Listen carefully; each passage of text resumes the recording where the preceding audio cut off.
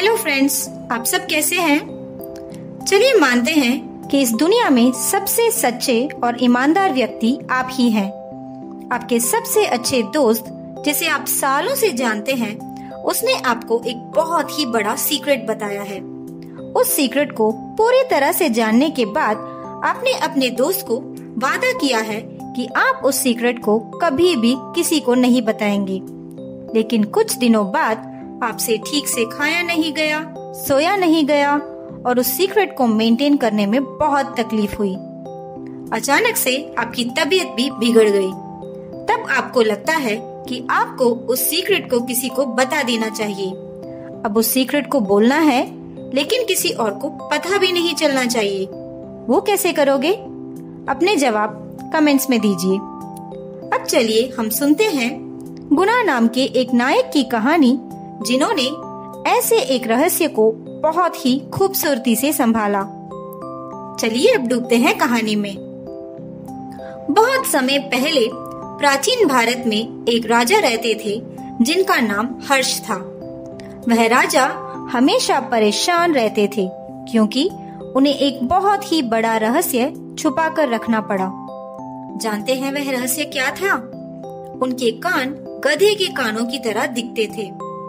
हर दिन राजा अपने गधे जैसे कानों को छुपाने के लिए अपना मुकुट कसकर पहनते थे ताकि कोई उनके कान न देख सके। लेकिन यह हर बार एक बड़ी समस्या बन जाती थी जब उन्हें अपने बाल कटवाने होते थे।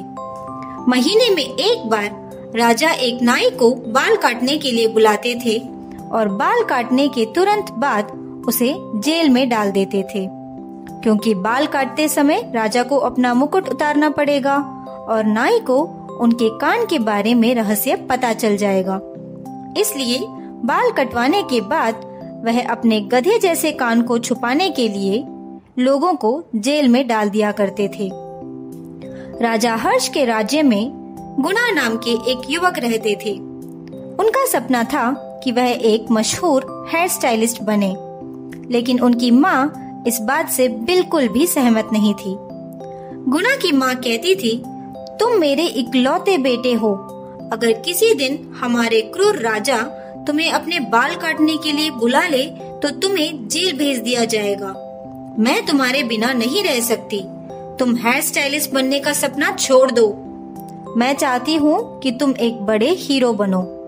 लेकिन गुना के हेयर स्टाइलिस्ट बनने की जिज्ञासा हर रोज बढ़ती ही रही। एक दिन राजा के दरबार से एक संदेशवाहक ने गुना के घर के दरवाजे पर खटखटाया। दरवाजा खोलकर गुना की माँ ने पूछा कि क्या बात है? तो संदेशवाहक ने कहा कि कल सुबह राजा के बाल काटने के लिए गुना को बुलाया गया है। यह समाचार सुनकर गुना की माँ बहुत घबरा गई। उन्हें लगा कि गुना को जेल भेजना बिल्कुल उचित नहीं था, इसलिए वह जितनी जल्दी हो सके उतनी जल्दी राजा की महल की ओर दौड़ी। लेकिन गार्ड ने उन्हें राजा से मिलने से इनकार कर दिया। इसलिए वह महल के दरवाजे के सामने घुटनों के बल बैठकर पूरे दिन चीखती और रोती ही रही। उनकी चीखें महल के चारों ओर मीलों तक सुनाई दे रही थी और राजा के कुत्ते उस आवाज पर चिल्लाने लगे। रात होने के बाद भी गुना की माँ वहीं बैठकर रोती रही। अंत में राजा हर्ष को लगा कि उनकी भयानक चीखों के कारण उनके कान के पर्दे फट जाएंगे, इसलिए वह गुना की माँ से बात करने के लिए बाहर आए।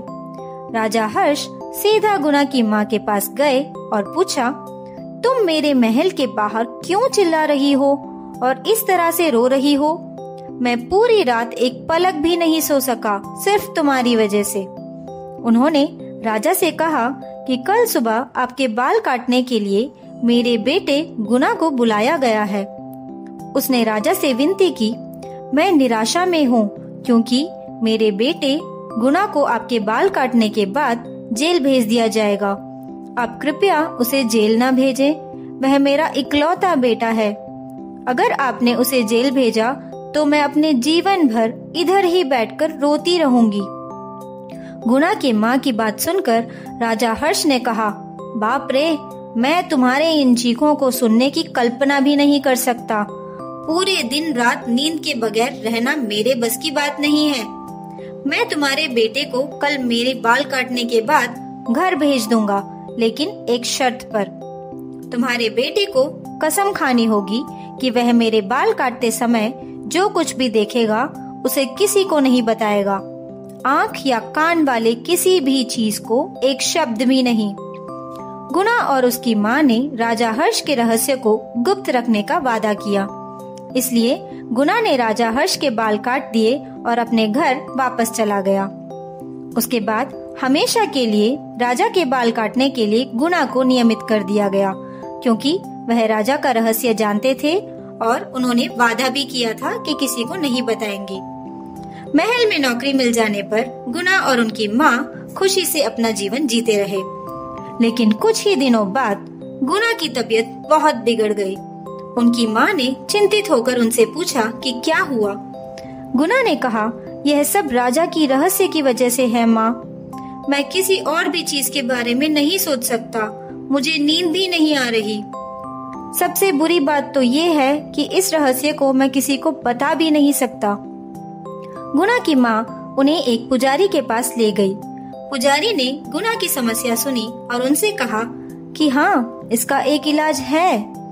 अगर आप इस भयानक रहस्य को आंखों या कानों वाले किसी चीज को नहीं बता सकते, तो उस नदी के किनारे एक पुराने ओक का पेड़ है, उसे जाकर बता दो।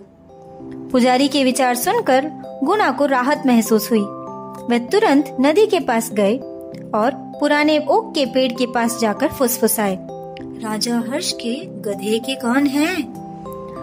उन्हें तुरंत बेहतर महसूस हुआ। गुना और उनकी माँ खुशी खुशी घर वापस चले गए और गुना की तबीयत भी धीरे धीरे ठीक होने लगी।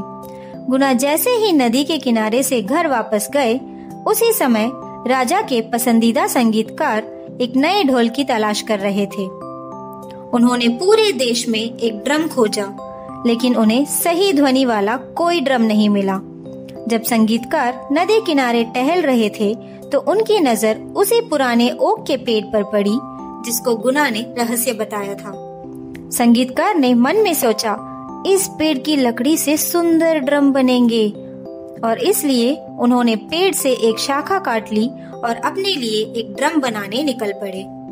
उस शाम राजा ने अपने दावत के बाद संगीत का आदेश दिया। उन्होंने राज्य भर के कई संगीतकारों को बुलाया था। राजा के पसंदीदा संगीतकार अपने नए ड्रमों के साथ बड़ी खुशी से कमरे के अंदर आए और सभी लोग नए ड्रम की सुंदरता को देखकर चौंक गए। जैसे ही उन्होंने पहली ताल बजाई, ड्रम अचानक अपने आप बोलने लगा, डम डमा डम डम, राजा हर्ष के गधे के कान हैं। डम डमा डम डम, राजा हर्ष के गधे के कान हैं। डम डमा डम डम, राजा हर्ष के गधे के कान हैं। राजा हर्ष गुस्से से अपने सिंहासन से उठ पड़े। जैसे ही वह क्रोध से उछले, उनका मुकुट उनके सिर से छूट गया और धड़ाम से फर्श पर गिर गया। कमरे में एकदम सन्नाटा छा गया, क्योंकि राजा के मुलायम प्यारे गधे के कान सभी लोगों के सामने बड़े गर्व से खड़े हो गए थे।